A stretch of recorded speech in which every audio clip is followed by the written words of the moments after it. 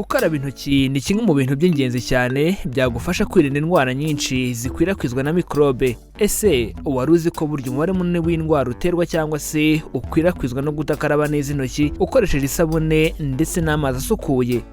Umwanda by'umwihariko mikrobe ni kimwe mu bizahaza amagara ya muntu, bityo tugiye kubaganiriza kuri izi ngingo zikurikira. Ingingo ya mbere, uburyo mikrobe zigera mu ntoki. Aha turibanda ku bwiherero, murabizi mu kinyarwanda babwita kwa nta utuma undi, bityo abantu bose barabukenera. Ingingo ya kabiri ni uburyo gukaraba intoki neza birinda indwara nyinshi mu ndwara zituruka ku isuku nke, bityo muri iki kiganiro turaza no kurebera hamwe uburyo bukwiye bwo gukaraba intoki ukoresheje isabune ndetse n'amazi asukuye. Mbere yo kubaganiriza kuri izi ngingo uko ari ebyiri zigaragaza uburyo gukaraba intoki ari umuti w'indwara nyinshi, ndabasuhuje kandi bashimiye kuba mugiye kubana natwe muri aka kanya tubungabunga ubuzima bwacu. Bityo mu kinyarwanda nkunda kubivuga ko bagira bati abatabizi bicwa no kutabimenya, bityo nanjye reka ngire nti abatarabimenya bicwa no kuba batarakora subscribe kuri iyi channel Mizero Media. Niba utarabikora nyaboneka bikore kuko nta kiguzi bisaba kandi biratuma utazajya ucikwa n'inkuru tuzajya tubagezaho. Ikindi kandi ushobora no kudusanga ku mbuga nkoranyambaga hose, watubona ugiye hashakirwa ubundi ugashakisha yaba Facebook Mizero Media ugakanda like, Instagram na Twitter Mizero Media ugafollowing, warangiza ukareka kubyihererana kuko burya twaguhaye uburenganzira 100% bwo kubisangiza inshuti n'abavandimwe, ukora like ugasharinga, by'umwihariko ukatwandikira igitekerezo cyawe muri comment ukatubwira icyo utekereza ku nkuru tubagezaho. Iki ni ikiganiro amagara n'ubukungu.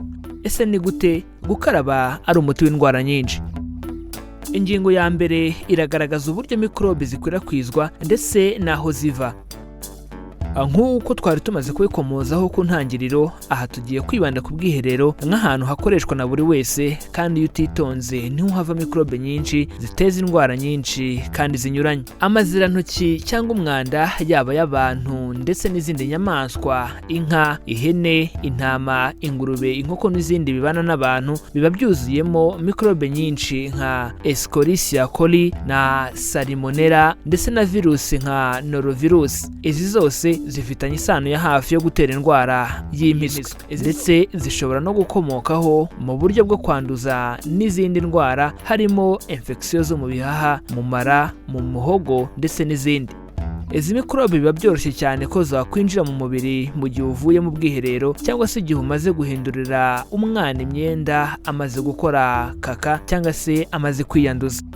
Birashoboka kandi ko zishobora guturuka ku mase, amahurunguru cyangwa se amatotoro y'inyamaswa nari maze kubasangiza, kuko burya ugereranyije igarama imwe y'amazirantoki ishobora kuvamo miliyari na miliyari za mikrobe. Uretse ibi kandi mikrobe zishobora kukujya mu ntoki mu gihe ukoze ku kintu kiriho mikrobe, urugero nko mu gihe umuntu yakoroye cyangwa se yitsamuriye ku kintu bityo nawe ukaba wagikoraho. Izi mikrobe iyo utazikarabye nizo ugenda ugakwirakwiza muri bagenzi bawe uko ugenda ubasuhuza, kandi ukagenda unazisiga ku bintu ugenda ukorakoraho, yaba mu rugo cyangwa se mu kazi aho ariho hose. Reka nongere mbibutse ko burya mu kinyarwanda bagira bati abatabizi bicwa no kutabimenya, bityo nanjye nkunda kubivuga nti abatarabimenya bicwa nuko batarakora subscribe kuri iyi channel Mizero Media. Niba utarabikora bikore, nta kiguzi bisaba kandi biratuma utazajya ucikwa inkuru tuzajya tubagezaho. Ingingo ya kabiri ni uburyo gukaraba intoki birinda indwara no kuzikwirakwiza mu bandi. Gukaraba intoki neza n'isabune nibwo buryo bwonyine bwizewe bwo kurwanya izi mikrobe maze kubasangiza hejuru ndetse n'indwara zizikomokaho. Ni kenshi cyane bikora mu maso, ni kenshi cyane wikora mu mazuru, ni kenshi cyane bikora ku munwa, kandi aho hose mikrobe zishobora kubona uko zinjira mu mubiri byoroshye zikaba zagutera indwara. Mu gihe utakarabye neza intoki, mikrobe zishobora kujya mu byo kurya n'ibyo kunywa mu gihe uri kubitegura, cyangwa se mikrobe ushobora nanone kuzirya cyangwa se ukazinywa. Ikindi giteye impungenge ni uko mikrobe iyo zigeze mu byo kurya bimwe na bimwe zishobora kwiyongera cyane zikaba nyinshi, bikaba byagutera indwara zikomeye nka Amibe, infection y'ibihaha n'izindi. Mikorobe kandi burya zikwirakwira ku bintu tugenda dukoraho nka telefone, mudasobwa, amafaranga cyangwa ibikinisho by'abana. Anshuti bakunzi bacu, ngira ngo murabyumva ko gukaraba intoki bikuraho mikorobe kandi bikagushoboza kwirinda indwara nk'imiswi, iz'ubuhumekero, iz'uruhu ndetse na infection zitandukanye. Bityo nyaboneka mureke dufatanye gukora ubukangurambaga bwo gukaraba intoki kugira ngo duhindure imibereho ya benshi, kuko ubushakashatsi bugaragaza ko bikozwe neza byagabanya umubare w'abibasirwa n'indwara z'imiswi, bikagabanya cyane kandi abibasirwa n'indwara z'ubuhumekero harimo ibicurane, gripe ndetse n'umusonga. Ese wari uzi ko ubushakashatsi buheruka gukorwa ku isuku nke irangwa no kudakaraba intoki bwagaragaje ko abana bari munsi y'imyaka 5 bakaba miliyoni 2 bapfa buri mwaka bahitanywe n'indwara zituruka ku kudakaraba intoki zirimo impiswi ndetse n'umusonga. Nubwo abantu benshi bakunda gukaraba intoki n'amazi, burya no gukoresha isabune ni ingenzi cyane kuko bikuraho mikorobe nyinshi mu buryo bworoshye. Reka dusoze tubasangiza uburyo bwo gukaraba intoki intambwe ku yindi. Intambwe ya mbere, fungura amazi atemba kandi asukuye, nurangiza utose ibiganza. Intambwe ya kabiri, isiga isabune ku biganza bigitose. Intambwe ya gatatu, kuba intoki zawe witonze wisiga isabune unayikwirakwiza ku biganza byombi mu gihe cy'amasegonda 20 cyangwa se arenzeho. Intambwe ya kane, karaba isabune ufite ku biganza byombi mu gihe cy'amasegonda 10. Intambwe ya gatanu, umisha intoki zawe cyangwa se wihanaguza agatambaro gasukuye. Intambwe ya gatandatu, ibuka gufunga amazi wafunguye ujya gukaraba. Izo nizo ntambwe 6 ukwiye gukarabamo intoki kugira ngo wizere neza ko isuku yuzuye, ariko icyitonderwa ni uko ukwiye gukuba intoki zawe neza ndetse ugakora no mu nzara, kuko ari mu hantu hamwe hashobora kubika mikorobe ku biganza byawe. Reka tubashimiye kuba mwafasha akanya tukabana muri aka kanya tubungabunga ubuzima bwacu, aho tumaze kubagezaho uburyo gukaraba intoki ari umuti w'indwara nyinshi. Reka dusoze mbibutsa ko mu Kinyarwanda bagira bati abatabizi bicwa no kutabimenya, bityo nanjye nkunda kuvuga nti abatarabimenya bicwa nuko batarakora subscribe kuri iyi channel Mizero Media. Niba utarabikora nyaboneka bikore kuko nta kiguzi bisaba, biragusaba email yawe kugira ngo utazajya ucikwa n'inkuru tuzajya tubagezaho. Ikindi kandi ushobora no kudusanga ku mbuga nkoranyambaga, hose watubona ugiye hashakirwa ugashakisha yaba kuri Facebook Mizero Media ugakanda like, Instagram na Twitter Mizero Media ugafollowing, warangiza ukareka kubyihererana kuko burya twaguhaye uburenganzira 100% bwo kubisangiza inshuti n'abavandimwe. Ukora like, warangiza ugasharinga, by'umwihariko ukatwandikira igitekerezo cyawe muri comment ukatubwira icyo utekereza ku nkuru tubagezaho. Iyi ni Mizero Media mu gace ka amagara n'ubukungu. Mugire amahoro.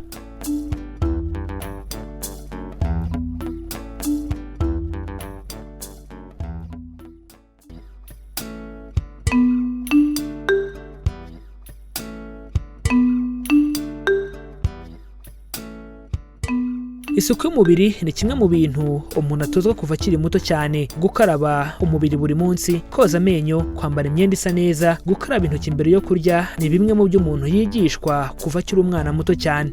Ibi byose wabyigishijwe arabikurana, buri gihe cyose agahora aharanira kugira isuku, byose agamije kwirinda indwara zishobora guturuka ku mwanda.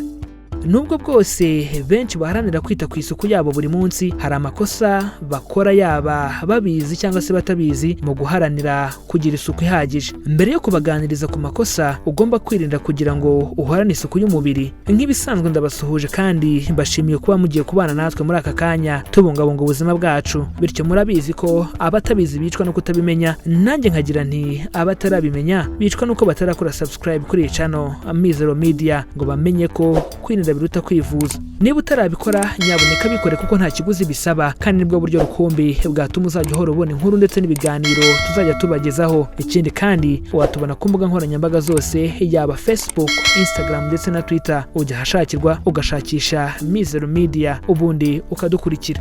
Kudusangiza ibitekerezo byanyu biremewe, bityo ubaye hari icyo bifuza kutubaza cyangwa kudusobanuza twandikire muri comments, ariko ntubyihererane, ukande like, ukore share, ubisangize inshuti n'abavandimwe bawe kugira ngo nabo basobanukirwe kubungabunga ubuzima bwabo. Iki ni ikiganiro Amagara n'Ubukungu, ikiganiro mutegurirwa na Mizero Media, naho nge mugiye kubana nitwa Mizero Crispe. Mbahaye ikaze aho tugiye kurebera hamwe amakosa ugomba kwirinda kugira ngo uhorane isuku y'umubiri. Icyambere, kudakaraba intoki nyuma yo kuva mu musarane. Aha mutangiye kwitekerezaho. Ibi bikorwa na benshi, nyamara nk'uko byerekanwa n'ikigo gishinzwe kurwanya indwara no kuzirinda, gukaraba intoki ni bumwe mu buryo bwiza kandi bwizewe bwakurinda kuba warwara cyangwa se wakwanduza abandi. Ukunze gusanga hari abantu bava mu bwiherero badakarabye intoki cyangwa se abandi ntibakarabe neza, bityo waba wakoresheje ubwiherero rusange cyangwa se wawe mu rugo, ni ngombwa gukaraba intoki neza n'amazi meza ndetse n'isabune. Icya kabiri, kudapfuka neza ku munwa mu gihe witsamura. Iri naryo ni rimwe mu makosa akorwa na benshi cyane. Gupfuka ku munwa mu gihe witsamura cyangwa se ukorora ni ingenzi cyane ko birinda gukwirakwiza mikorobe ahantu hose. Gusa abenshi usanga bitsamura niyo baba bari mu bantu benshi ntacyo bibabwiye cyangwa se batazi ko bari gukora amakosa. Ubushakashatsi bwakozwe bwerekana ko umuntu umwe mu bantu 4 atajya yibuka kwipfuka umunwa mu gihe yitsamuye iyo ari mu ruhame. Mu gihe witsamura cyangwa ukorora, nyaboneka ni ngombwa gupfuka umunwa. Usibye kugufasha guhorana isuku, ni ingenzi cyane mu kurinda ikwirakwizwa ry'indwara zandurira mu mwuka n'ibiza, ibicurane by'ibiguruka n'izindi zikwirakwizwa mu mwuka.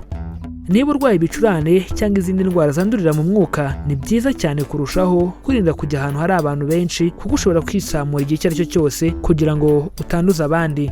Mu gihe ugiye mu ruhame, ibuka kwipfuka ku munwa mu gihe ukorora cyangwa se witsamura. Icya gatatu, gutereka aho ubonye uburoso bw'amenyo kandi bugitose.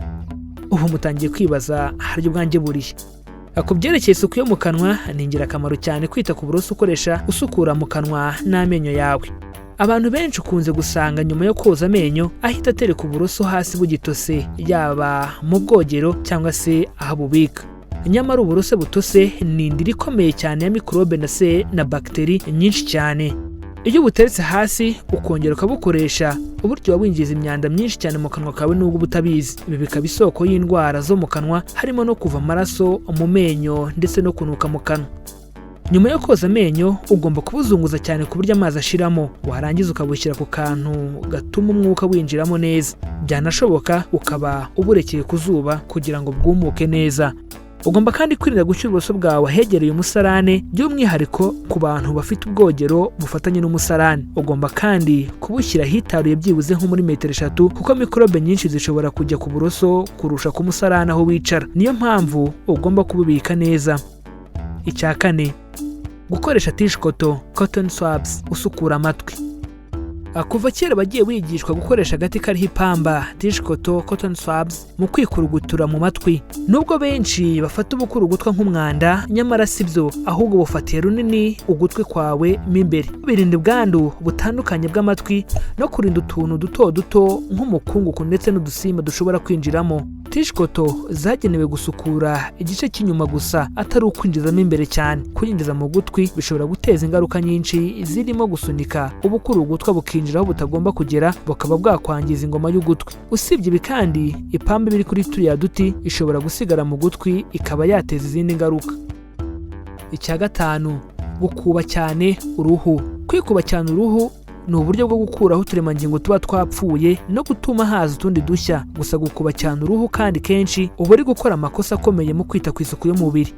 Gukuba cyane uruhu buri munsi birutera kwangirika, gufuruta byoroshye no kuba wazana ibiheri. Bishobora no gutuma kandi ruhindura ibara, mu maso hagatangira kugenda haba umutukutuku. Niba ufite uruhu rusanzwe, kwikuba inshuro 2 cyangwa 3 mu cyumweru birahagije. Mu gihe rworohereye cyane, wabikora rimwe gusa mu cyumweru. Kudahanagura ibindi bikoresho ukunze gukoraho cyane.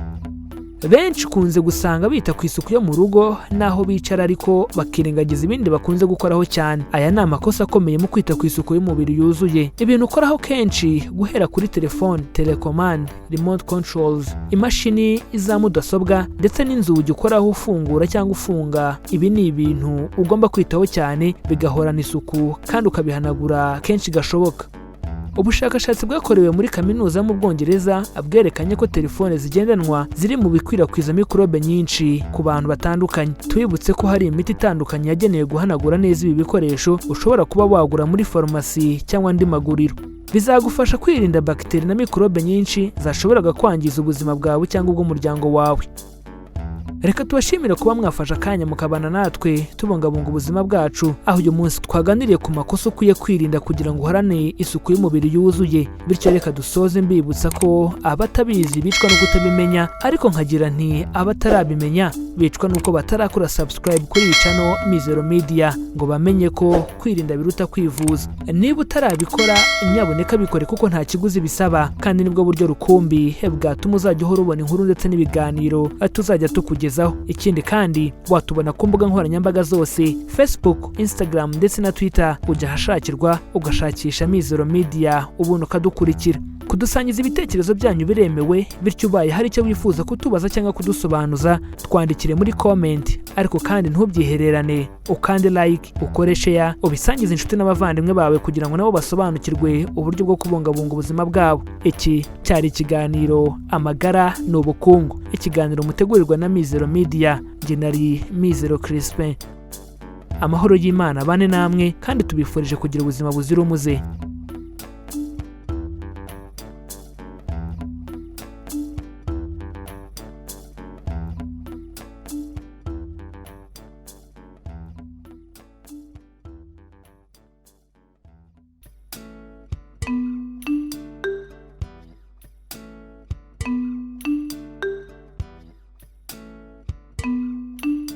Inzoka ya Amibe ubusanzwe ni inzira inyuramo ngo wandure ya Amibe, nyamara mu Kinyarwanda izwi nk'indwara kandi n'icyitera byose byitwa gutyo. Ariko mu ndimi z'amahanga biratandukana kuko mu Cyongereza agasimba kitwa Entamoeba histolytica, naho indwara gatera ikitwa Amebiasis.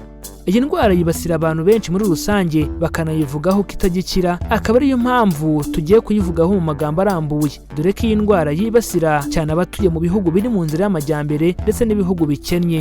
Ese Amibe iterwa n'iki? Ni bihe bimenyetso byayo? Ni gute wakwirinda Amibe? Ibi nibyo tugiye kurebera hamwe muri iki kiganiro.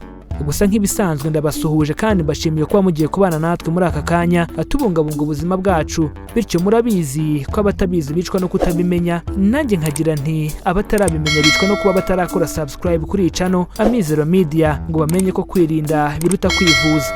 Niba utarabikora nyaboneka bikore kuko nta kiguzi bisaba, kandi nibwo buryo rukumbi bwatuma uzajya uhora ubona inkuru ndetse n'ibiganiro tuzajya tubagezaho. Ikindi kandi watubona ku mbuga nkoranyambaga zose, Facebook, Instagram ndetse na Twitter. Ujya ahashakirwa ugashakisha Mizero Media ubundi ukadukurikira. Kudusangiza ibitekerezo byanyu biremewe cyane, bityo ubaye hari icyo bifuza kutubaza cyangwa kudusobanuza twandikire muri comment. Ariko kandi ntubyihererane, ukande like, ukore share, ubisangize inshuti n'abavandimwe bawe kugira ngo nabo basobanukirwe uburyo bwo kubungabunga ubuzima bwabo. Iki ni ikiganiro Amagara n'Ubukungu, ikiganiro mutegurirwa na Mizero Media, naho njye mugiye kubana nitwa Mizero Crispin. Mbahaye ikaze aho tugiye kurebera hamwe igitera Amibe, ibimenyetso byayo, uburyo isuzumwa, uburyo ivurwa ndetse n'uburyo yakwirindwa. Ese Amibe iterwa n'iki? Iyi ni indwara iterwa n'agasimba ka Amibe. Muri rusange ikaba indwara iterwa n'umwanda. Yinjira mu mubiri wawe iyo uyiriye cyangwa se iyo unyweye ibirimo amagi yayo. Si ibyo gusa kuko no gukora ku byo ugirwaye yitumyemo, cyane cyane ku bana mu rugo, ubundi ukaza kurya udakarabye, nabyo bitera kurwara iyi ndwara. Amagi ya Amibe aboneka ahantu umuntu uyirwaye yitumye kandi akaba amara amezi menshi akiri mazima. Tuyasanga mu butaka, mu mazi, mu ifumbire y'imborera n'ahandi hose hashoboka. Iyo Amibe itinze kuvurwa cyangwa se ntivurwe neza, ishobora kwangiza imiyoboro y'amaraso, ikinjira mu mwijima ikawangiza, ndetse ishobora no kugera ku bwonko. Ese uramutse urwaye Amibe wabibwirwa n'iki? Akenshi ibimenyetso bya Amibe bigaragara hashize hagati y'icyumweru n'ibyumweru bibiri uriye ibyandujwe n'amagi ya Amibe. Gusa hagati y'10% na 20% y'abantu banduye Amibe nibo bagaragaza ibimenyetso byo kuyirwara, ariko akenshi ibimenyetso birangwa no guhitwa bijyana no kuribwa mu nda. Gusa iyo yamaze kwangiza mu mara niho ihita itegura amacinya. Icyo gihe kandi mu byo wituma hazamo amaraso bizwi nko kugereka ndetse no kuribwa mu nda bikiyongera. Amibe iyo yageze mu maraso yangiza umwijima cyane, umutima, ibihaha, ubwonko n'ibindi bice, igatera ibisebe no kwangirika mu mubiri wawe. Iyo Amibe yageze mu mwijima ugira umuriro no kuribwa igice cy'inda iburyo ahagana mu mbavu. Ese Amibe isuzumwa gute? Mu gusuzuma Amibe hifashishwa ibyo witumye tumenyereye kwita ikizami cy'umusarani kwa muganga. Nyamara hari n'igihe hapimwa amaraso iyo yageze mu nyama zo mu nda cyangwa mu bwonko. Ese Amibe iravurwa igakira? Ubusanzwe iyo umurwayi asanzwemo Amibe ahabwa umuti wa metronidazole tumenyereye nka Fragile, akawunywa mu gihe cy'iminsi 7, ariko igipimo giterwa nuko we angana. Aha ndavuga imyaka ndetse n'ibirapimo. Iyo Amibe yarageze ku rwego rwa macinya, umuntu uyirwaye ahabwa imiti imugabanyiriza guhitwa ndetse n'imiti ivura umwuma uturutse ku mpiswi. Iyi miti izwi nka ORS, Oral Rehydration Salts, ariko habaho n'indi miti ikoreshwa nka Intetrix, Senidazole, Tinidazole, Entamizole ndetse n'indi miti uhabwa na muganga. Ese noneho Amibe irakira? Iki ni ikibazo gihuriweho n'abantu benshi. Amibe ni indwara ivurwa kandi igakira, gusa bitewe n'uko ubutazi nyirizina aho wayanduriye ngo uhirinde, ushobora gukira ukongera ukayandura gutyo kugeza ubwo ubona ko idakira. Nyamara warakize ariko urongera urandura. Gusa iyi ndwara ya Amibe iza ku mwanya wa 3 mu ndwara ziterwa na parasite zica igitavuwe cyangwa se ngo ivurwe neza. Noneho se ni gute Amibe wayirinda? Nta rukingo rwayo rubaho. Isuku nibwo buryo rukumbi bwo guhangana nayo. Niyo mpamvu usabwa kwita kuri ibi bikurikira. Icya mbere, oza imbuto n'imboga n'amazi meza kandi menshi mbere yo kubirya. Amazi yo kubyozamo ntuyasukemo kandi ntuyashyire mu ibase ngo wogerezemo, ahubwo woze atemba. Urugero nko gufungura robine ugatega amazi amanuka. Icya kabiri, ibyo guhatwa ujye ubihatisha icyuma gisukuye kandi nawe bakarabya intoki. Icya gatatu, amazi yo kunywa yateke cyangwa ukoresha amazi yavuye mu nganda apfundikiye. Ikindi kandi ushobora no gukoresha imiti yabugenewe irimo iyode cyangwa se chlore, wayigura muri farumasi cyangwa ahandi babicuruza. Icya kane, amata yateka imbere yo kuyanywa kandi ayo utizeye isuku yayo nyabureka wiyanywa. Icya gatanu, ibiryo byo ku nzira nk'ikigori cyangwa brochette byitondere urabemenye nyabuneka.